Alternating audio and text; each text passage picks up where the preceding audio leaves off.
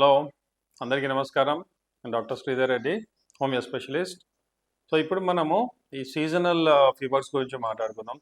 ఈ రెయినీ సీజన్లో పర్టికులర్గా ఎక్కువ మటుకి ఫ్లూ ఫీవర్స్ అనేది వస్తుంటుంది. ఫ్లూ అంటే ఇన్ఫ్లుయెంజా, దాన్ని మనం హే ఫీవర్ కూడా అంటాము, అలర్జిక్ ఫీవర్ అంటాము. సో ఇవి ఎందుకంటే పర్టికులర్గా వైరల్ ఇన్ఫెక్షన్, ఇది కూడా ఏ అండ్ బి అని ఉంటాయి, ఫ్లూ వైరస్.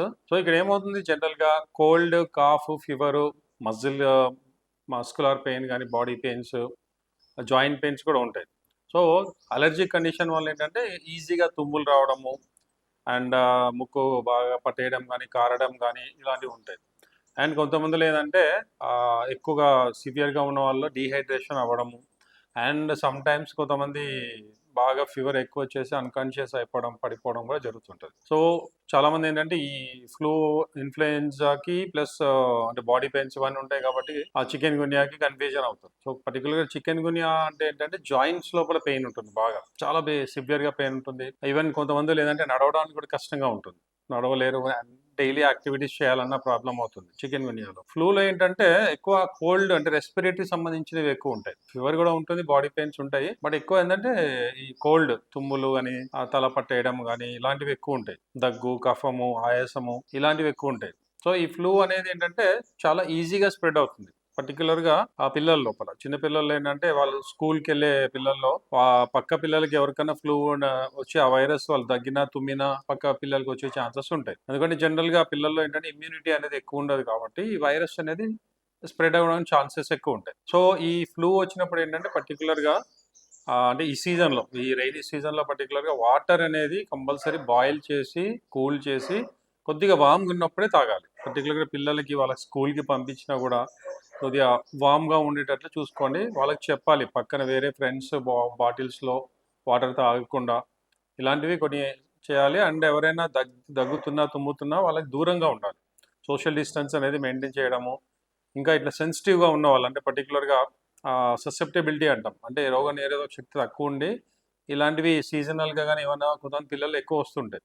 అలాంటి వాళ్ళకి ఏంటంటే మాస్క్ కూడా, అంటే స్కూల్లో క్లాస్లో ఉన్నంత వరకు కొద్దిగా మాస్క్ పెట్టుకోవడం, ఎవరైనా దగ్గినా, తుమ్మినా ఒక దూరం మెయింటైన్ చేయడం ఇలాంటివి చేయాలి. అండ్ ఏమన్నా తినాలన్నా ఏదైనా కూడా చేతులుగా క్లీన్ చేసుకోవడము, ఇలాంటివి కొన్ని మనం కోవిడ్ టైంలో ఏవైతే కొన్ని పాటించామో వైరస్ స్ప్రెడ్ కాకుండా అలాంటివి కొన్ని చేయాలి. చేతులు క్లీన్ చేసుకోవడం కానీ, హైజీనిక్ కండిషన్ మెయింటైన్ చేయడం, నీట్నెస్ మెయింటైన్ చేయడం. అండ్ కొద్దిగా ఎండ వస్తే ఎండలో ఎక్కువ ఆడుకోవడం, లేదా ఎండలో తిరగడం, కూర్చోవడం. ఎండ వలన కూడా మనకి బాడీ ఇమ్యూనిటీ బాగా పెరుగుతుంది.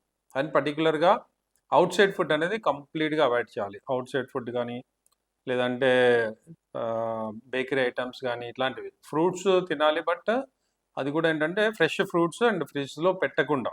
ఎందుకంటే ఆ కోల్డ్ ఫ్రిడ్జ్లో పెట్టిన వాటి వల్ల కూడా కొంతమందిలో ఈ ఫ్లూ వచ్చే ఛాన్సెస్ ఉంటాయి పిల్లల్లో, పర్టికులర్గా కోల్డ్ వలన. సో ఫ్రిడ్జ్లో కూడా పెట్టకుండా ఫ్రెష్ ఫ్రూట్స్ ఎప్పటికప్పుడు తీసుకొని అలాంటివి తినడం మంచిది. అండ్ సిట్రస్ ఫ్రూట్స్, జనరల్గా మనం సి విటమిన్ ఇట్లాంటివి, డి విటమిన్.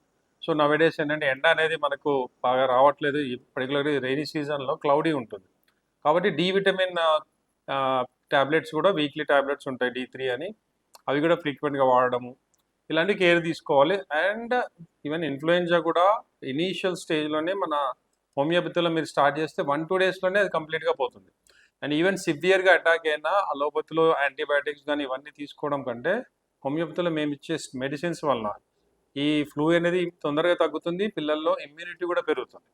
సో ఈ రోగ నిరోధక శక్తి అంటాం కదా, అది కూడా పెరిగి అంటే మిగతా పిల్లలకు వచ్చినంత ఫ్రీక్వెంట్గా వీళ్ళకి రాకుండా ప్రివెంట్ చేయొచ్చు.